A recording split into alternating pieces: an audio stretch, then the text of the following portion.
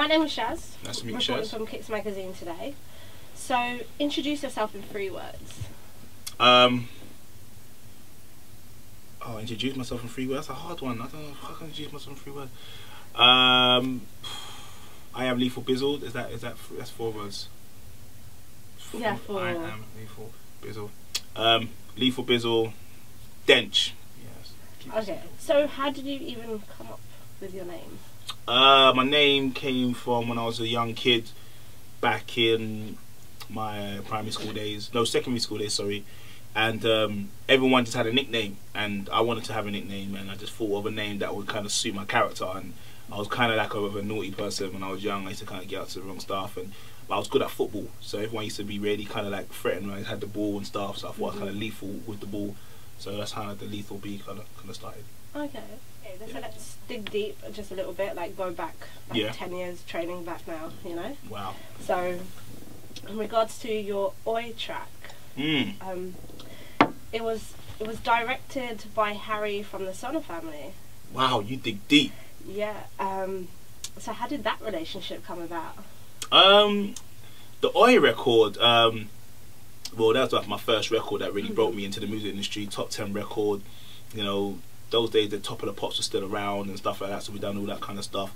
And the Harry thing, I think that came from the label, because we got a record deal off the record, and I think he was just so into the song, and I think he just pitched the video first. I think he just got in there so quick, and then it was our first video, and it sounded street, it sounded cool, it kind of represented like who he was, and I just thought, yeah, man, why not?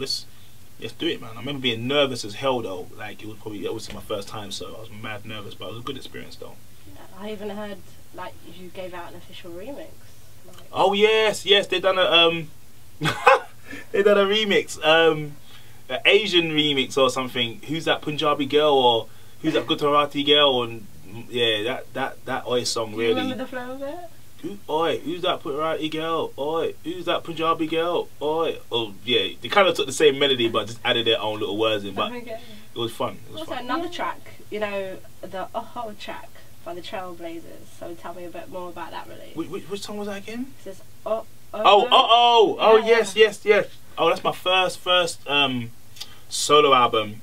Oh yeah, the Trailblazers was the remix. But yeah, that was almost like off the back of the Morphi thing, and I went solo and I started making my own sort of music, and I got a solo album deal, and was kind of like almost like I wanted to incorporate some bits of Oi, because after Oi and Morphi, the scene kind of went underground, and everyone went missing, and you know the media wasn't really supporting it, so I done the song to make people like, oh, it's a guy from Morphi. And I just kind of like tried to link the two together, and that was like my first kind of like reintroduction single. Oh, okay. So yeah. Okay, but shortly after that, like you came across another famous Asian act called the Cray Twins. Oh yes, so yes. How did that collaboration come about?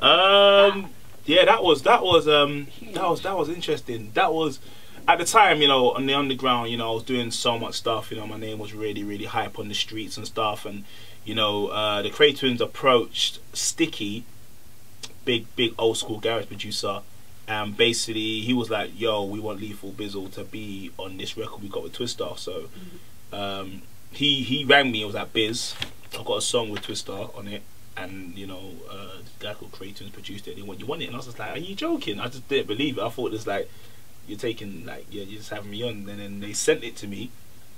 They sent me the beat first. They didn't send me Twister's verse. I said, oh, this beat's sick. So I ripped my verse, and then I went to the studio and I heard Twister's verse, and I was like, oh, okay, so he's not joking. So I done my verse, and I think obviously Twister done his in America, and then Gappy Ranks, who's also on the track, done his verse, and then next minute we're in LA shooting a video in Hollywood with Twister, you know, bright lights, big setting, like girls, just it was a surreal moment, man, definitely. Okay. So how was that whole experience about you crossing the other side? Yeah. Underground level. It was nice, man. It was nice to kind of like, you know, even like I remember speaking to Twister, and Twister was like, yeah, man, like you killed the song, man. I thought it was just like, obviously it's something like people like would say anyway, like but he was just like, yeah, man, he just kept going on about my verse, and like black people like in London can spit like that, and I was just like, raw, like these Americans think like it's all cups of tea and stuff like that. They really don't know, and you know, and it really opened me up into a different market. I was doing a lot of kind of like Asian events and stuff with the Cray Twins, and it was just nice to see how much I've crossed over into different worlds and different cultures, you know, respecting and appreciating what I do, you know, and yeah, it really opened my mind as a musician as well to, you know, be open-minded, you know, and not be afraid to try new things and different things. So yeah, it's a good experience. Yeah. You know, tell me about more about that scene back at that time in East London. Ah, it was amazing. It was you know, I must have said a tweet the other day, like, you know, I feel sorry for people who wasn't, you know, who missed the days of 2000 and 2005. I think they were probably one of the most memorable and most fun times I probably ever had in the music business. You know, young, just having fun, you know, no pressure, just making music for the love. Even though we do make it for the love still, but there's a lot more politics involved now, you know, getting on the radio and, you know, charting well, where then it was like we were just making music, doing our own events, you know, had pirate radio. You know, it was just a new challenge, new adventure every single day, you know, and we never were. Wiley knew. I remember Wiley used to always say to me, blood, like, one day, bruv, like, we're gonna be stars, we're gonna be this, we're gonna be that. And I was just living for the moment. I was just like, yo, cool, but, you know, I'm loving this little top 10 with More Fire, I'm loving that, you know, and then the Power record came out, and then, you know, I started loving that. It was almost just like, you know, an adventure. It was a natural progression. We didn't even realize that we was forming a scene.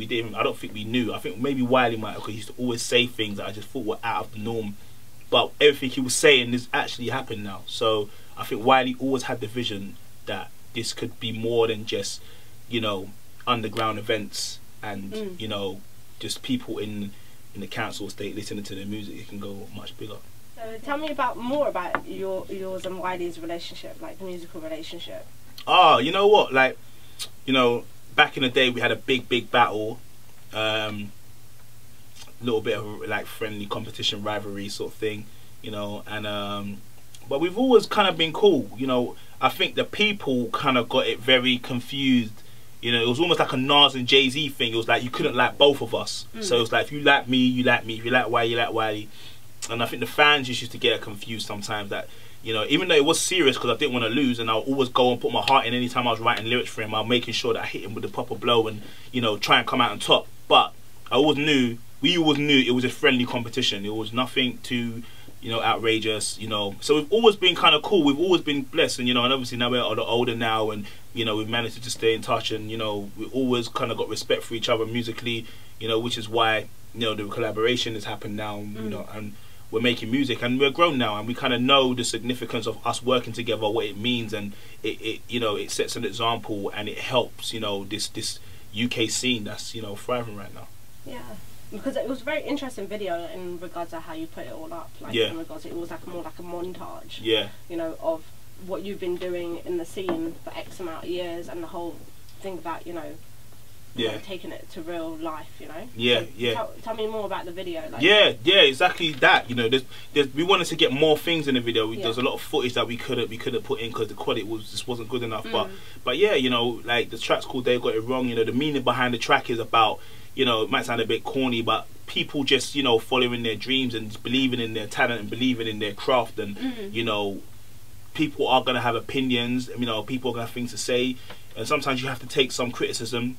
But at the end of the day, you have to follow your destiny and follow what you believe in, and that's kind of what the record's about, and that's what the video's about, you know. And like, there's different clips of different shows throughout the years, you know, of what we've been doing, and it's just kind of just showing, you know, inspiring people that look like, you know, people just think this little grime thing's just a little thing, but, you know, some of them footages in there were performing in Spain to like 4,000 people, we're performing in Cyprus, you know, performing up north, like performing all parts of around the world, you know, and people are going crazy, you know, and it's just like an insight of, you know, just letting people know that, you know, to those people who didn't really get it at the start, thought you guys just wasting your time doing this grime stuff and this rah, like, they got it wrong. And, you know, we're just trying to show people that, you know, as well as the unity of me and Wiley, you know, once being in little beef and confrontation, that, you know, we've kind of put that past us, and we've linked up together now, made music, and, you know, and just inspire people. Really, man, I just want to really try and inspire people to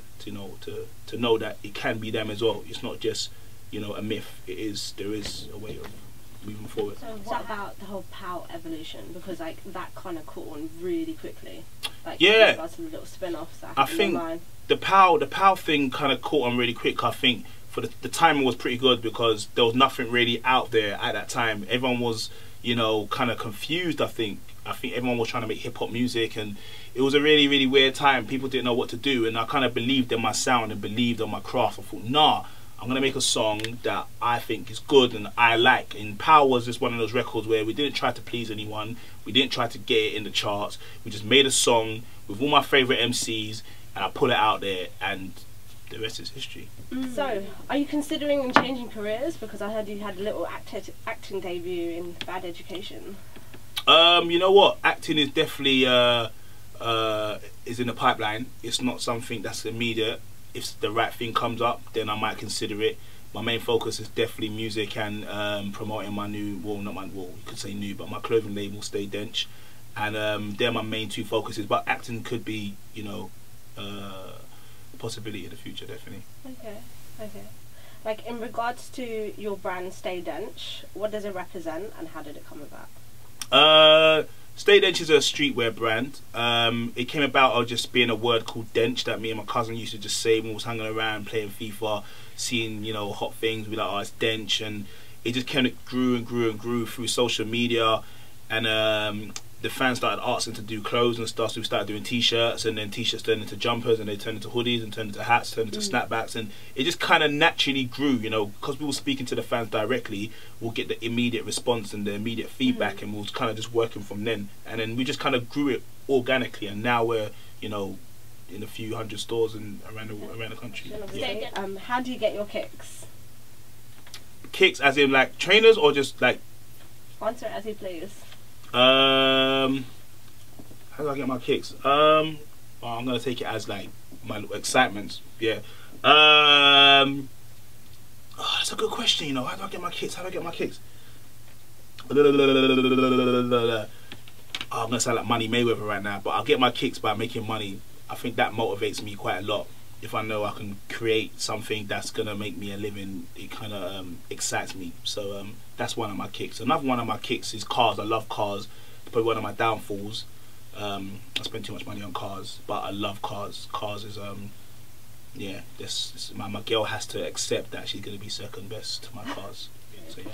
Yo, Scouts, Lethal Bizzle. Big up Kits Magazine. Dench.